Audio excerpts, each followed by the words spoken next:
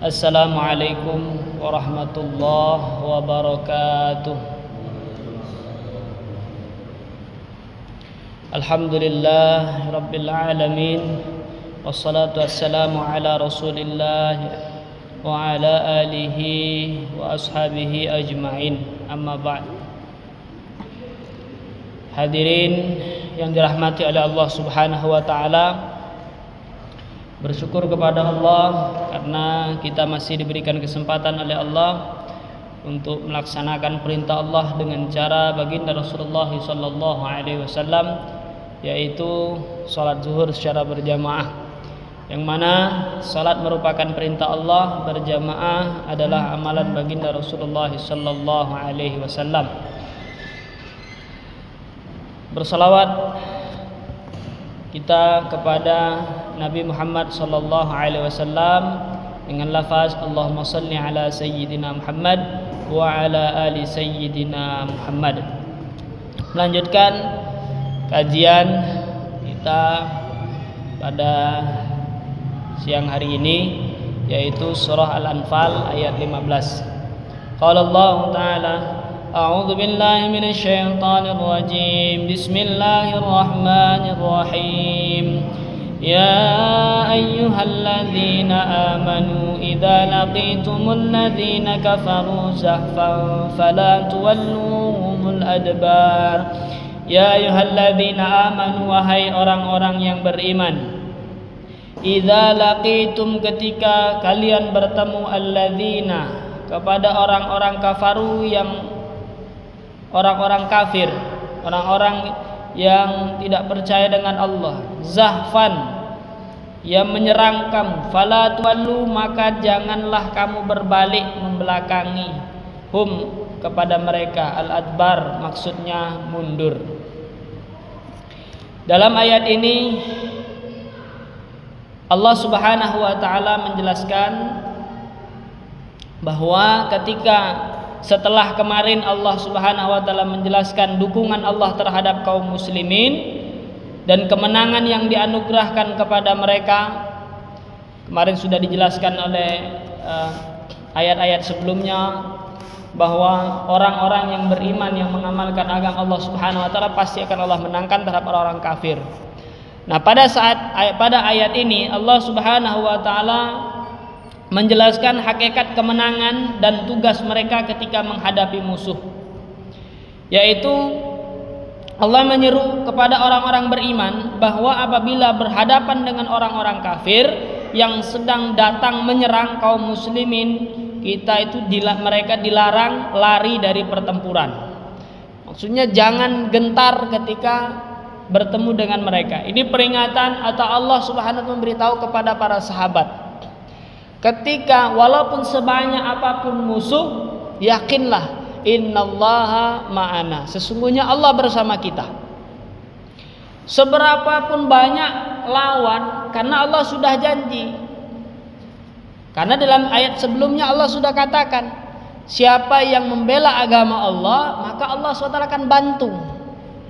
Dalam ayat yang lain, intan surullah yansurkum, Allah sudah katakan, kalau kita ini niatnya mau menolong agama Allah, maka Allah akan tolong kita.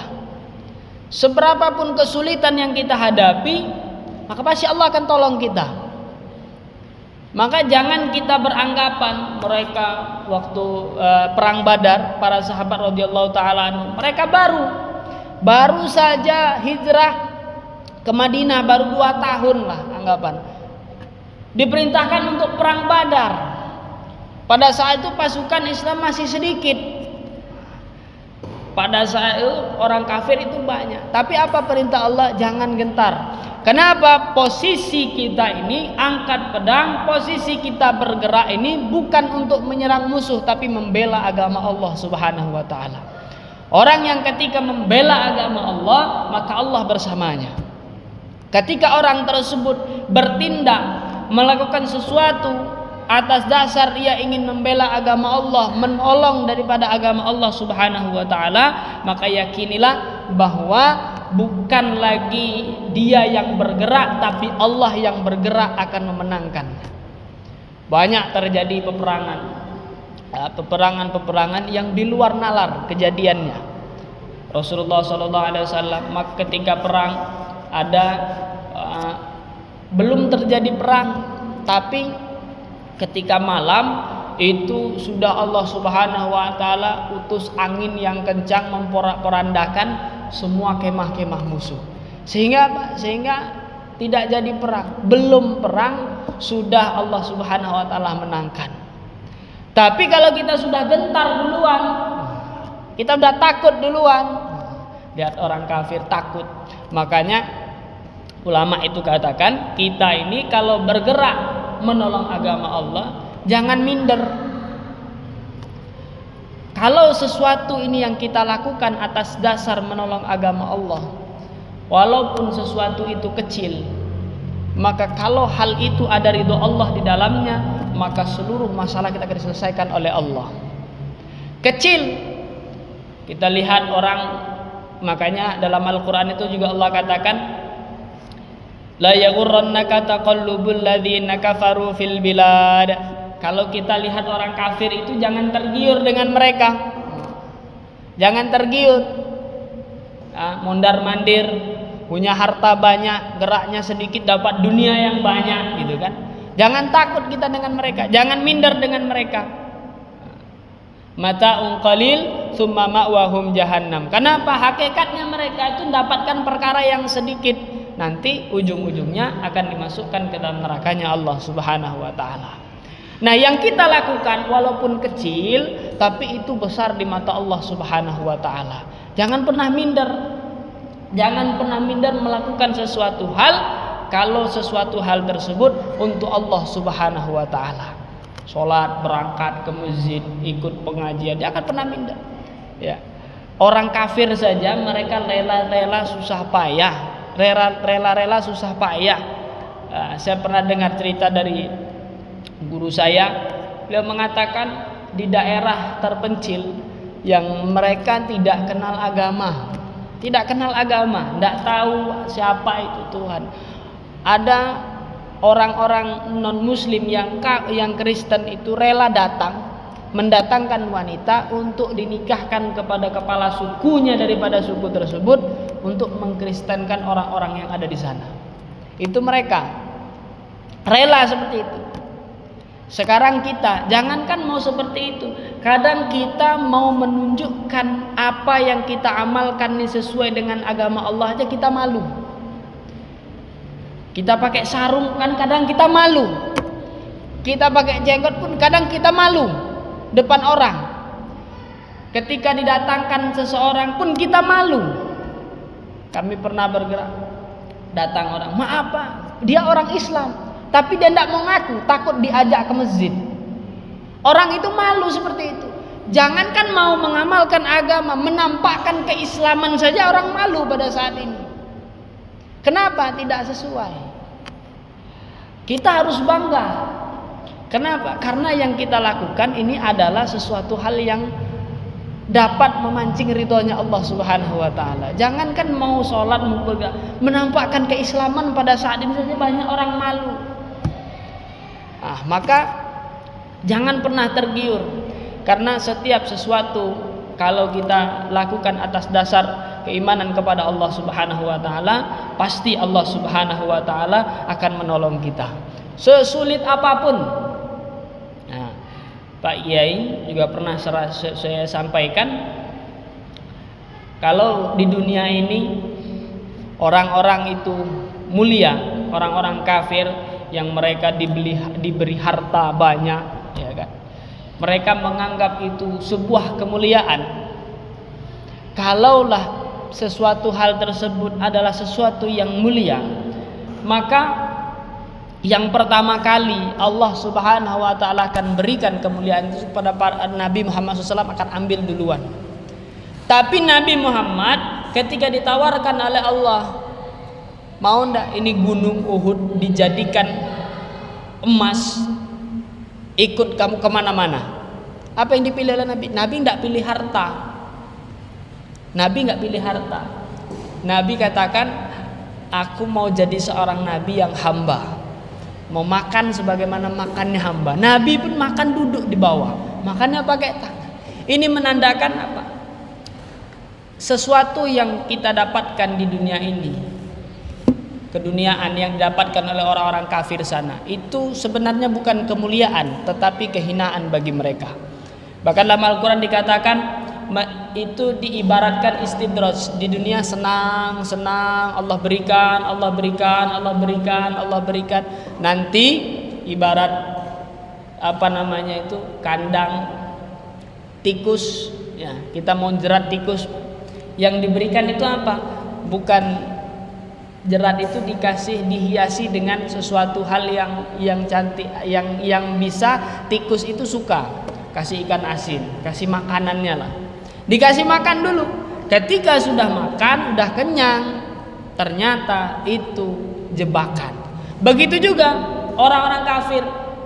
Mereka dapat harta banyak, ya. Sehari, pagi, siang, malam mereka makan enak, ya kan? Mereka gampang saja mendapatkan sesuatu, tapi itu ibarat jebakan dari Allah Subhanahu wa taala. Nanti ketika di yaumil kiamah mereka akan dibalas sesuai dengan amal-amal mereka sendiri.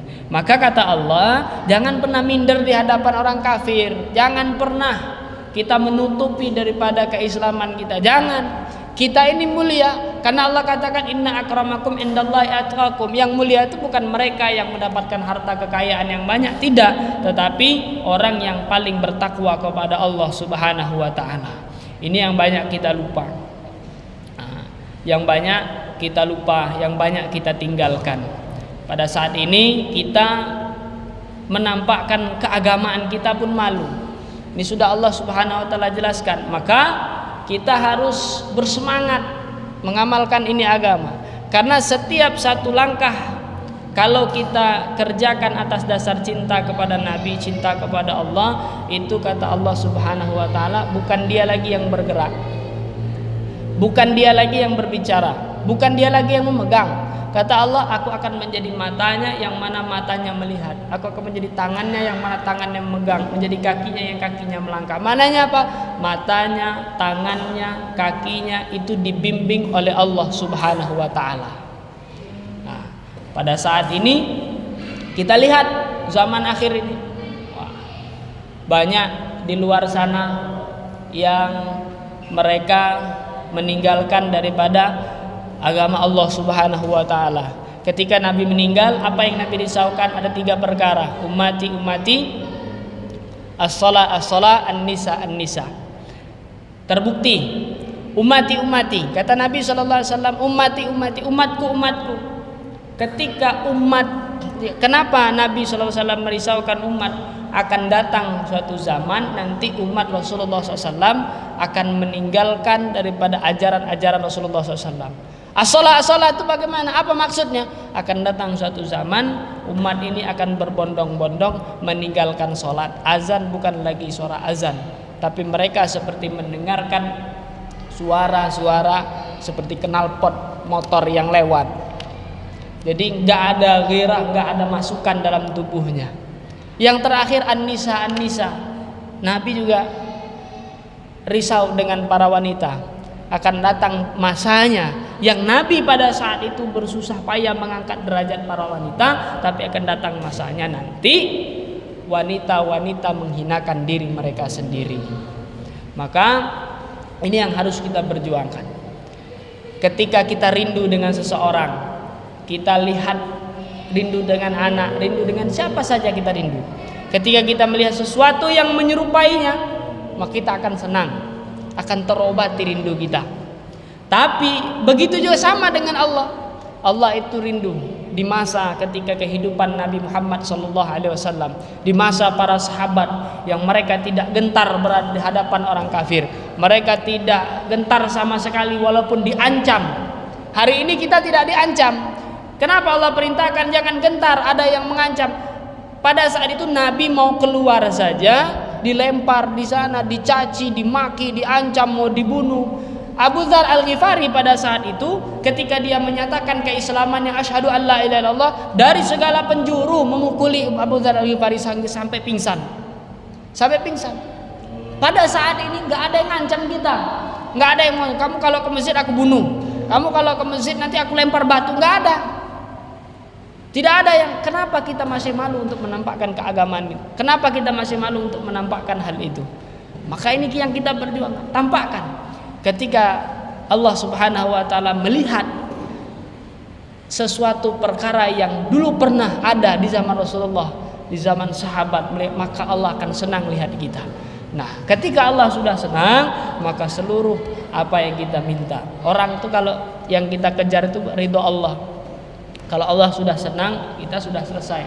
Maka hidup kita akan senang terus.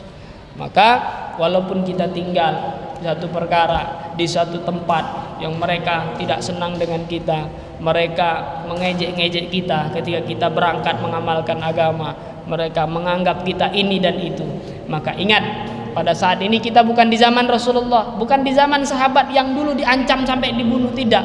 Kita cuma diancam dengan kata-kata, cuma diejek-ejek seperti itu. Maka jangan pernah gentar dengan orang-orang seperti itu. Yakinilah innallaha ma'ana, sesungguhnya Allah bersama kita. Ketika kita sudah yakin Allah bersama kita, maka semua yang ada di dunia sudah tidak ada lagi apa-apanya. Mungkin ini saja pengajian kita hari ini. Ada benarnya datang dari Allah, ada salahnya mungkin kebodohan saya. Kalam subhanallah wa bihamdihi, subhanakallah wa bihamdika, asyhadu an la ilaha illa anta, astaghfiruka wa atubu ilaik. Assalamualaikum warahmatullahi wabarakatuh.